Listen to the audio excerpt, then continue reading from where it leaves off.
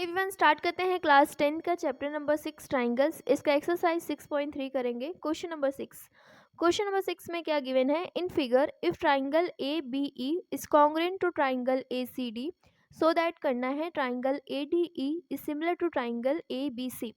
तो हमें गिवन में ये दिया गया है कि जो ट्राइंगल ए बी ई है और जो ट्राइंगल ए सी डी है, ये दोनों ट्राइंगल कैसे हैं? कॉन्ग्रुएंट है। और हमें ये प्रूफ करना है कि जो ट्राइंगल ए डी ई और ट्राइंगल ए बी सी, ये छोटा वाला ट्राइंगल और ये पूरा बड़ा वाला ट्राइंगल, ये दोनों ट्राइंगल कैसे हैं? सिमिलर हैं। तो कॉन्ग्रुएंट मतलब हम क्या समझते हैं कि उनकी जो शेप, साइज, सब कुछ क्या होती है? सेम होती है। उन एंगल्स भी क्या होते हैं? बराबर होते हैं। और अगर हमें सिमिलर में जो हम कॉन्ग्रुएंसी प्रूफ करते हैं, डिफरेंस क्या होता है?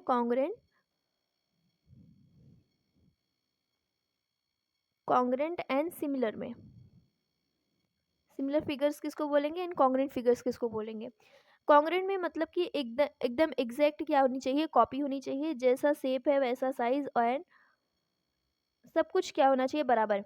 ठीक है। एंगल जितना है इसका भी एंगल, इसका भी एंगल, ये तीनों एंगल बराबर होने चाहिए, साइड्स बराबर होनी चाहिए। इसका कहने का मतलब ये बोल सकते हो कि एकदम एग्जैक्ट क्या होनी चाहिए? उसकी कॉपी होनी चाहिए। सिमिलर में जो साइज़ है वो मैटर नहीं करता है, लेकिन इनका जो शेप है, अगर हम ट्राइंगल ले रहे हैं तो दूसरा ट्राइंगल भी क्या होना चाहिए? दूसरा भी क्या होना चाहिए? फिगर ट्राइंगल ही होना चाहिए। एंड हमने देखा है अभी सिमिलरिटी जब हम पढ़ रहे थे, तो करस्पॉन्डिंग एंगल बराबर होने चाहिए और इनके जो साइड का रेशियो है वो बराबर होनी चाहिए। और कॉन्ग्रुएंट में क्या हो जाएगा? इनके एंगल्स बराबर होंगे और इनके साइड्स क्या होंगे? इक्वल होंगे। तो ये दोनों फिगर में अंदर है। तो हमें ये चीज़ दिया गया है कि जो ट्राइंगल ए बी ई है और जो ट्राइंगल ए सी डी है, ये दोनों ट्राइंगल कैसे हैं? कॉन्ग्रुएंट है। इसका मतलब इसमें जो एंगल्स आएंगे, जो साइड्स आएंगी, वो सब क्या आएंगे? बराबर आएंगी।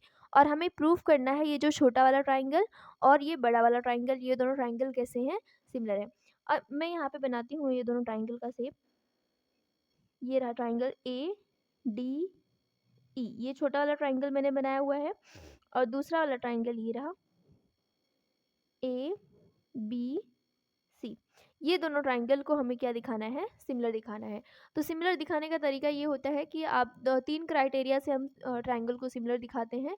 एक तो हमारा होता है एंगल एंगल एंगल, मीन्स कि अगर एंगल को हम क्या कर देते हैं? करेस्पॉन्डिंग एंगल्स को बराबर कर देते हैं, तो हम दोनों ट्राइंगल को क्या बोल सकते हैं? सिमिलर बोल सकते हैं।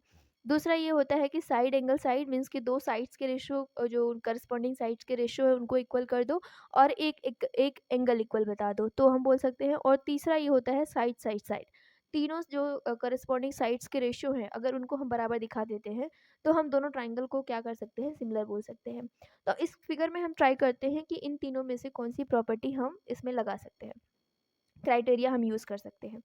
तो सबसे पहले जो हमें गिवन में दिया हो गया है उसको हम लिखेंगे। गिवन में हमें ये दिया है कि जो ट्राइंगल ए बी ई है वो कॉन्ग्रुएंट है ट्राइंगल ए सी डी के।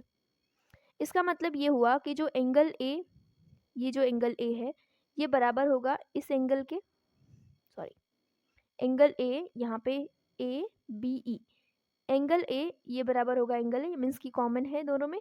और एंगल बी ये बराबर होगा एंगल सी के, एंगल ई ये बराबर होगा एंगल डी के।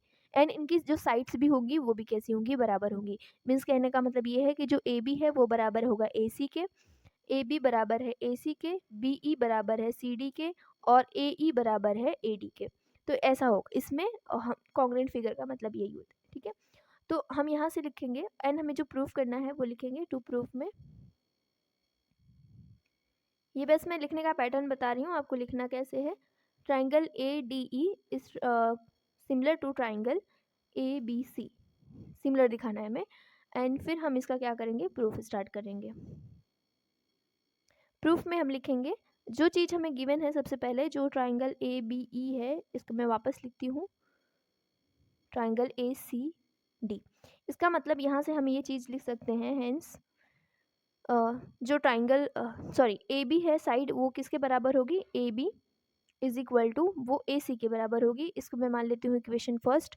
दूसरी साइड में मानती हूँ A E is equal to A D, A E is equal to A D. इसको हम ऐसा भी लिख सकते हैं, दैट इज़ अगर हम लिखें इसका जस्ट इधर कर दे, A D is equal to A E, मैं इसको मान लेती हूँ इक्वेशन 2।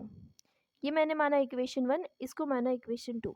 एंड मैंने अभी ऐसा क्यों किया मैं इसको बताती हूँ।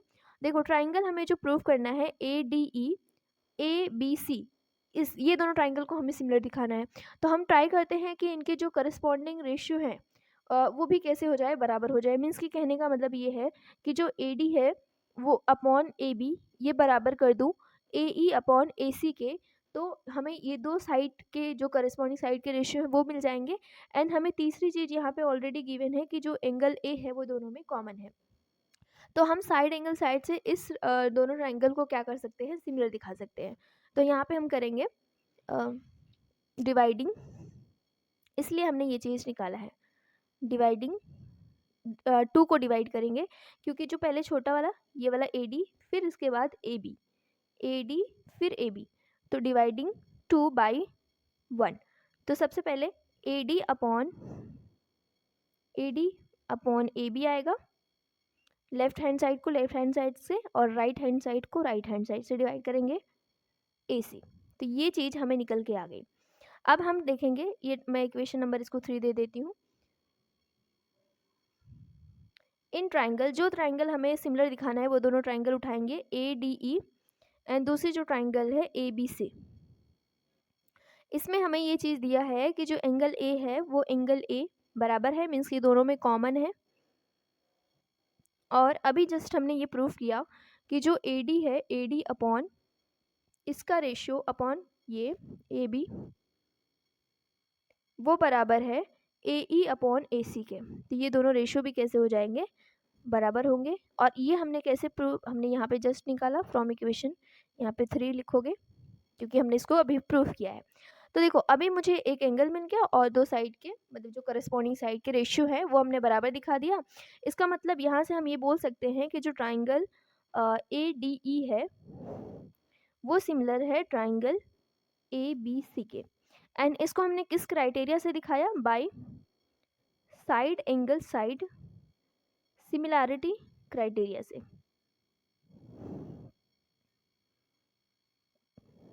क्राइटेरियन से हमने ये दोनों ट्राइंगल को क्या दिखा दिया, सिमिलर दिखा दिया।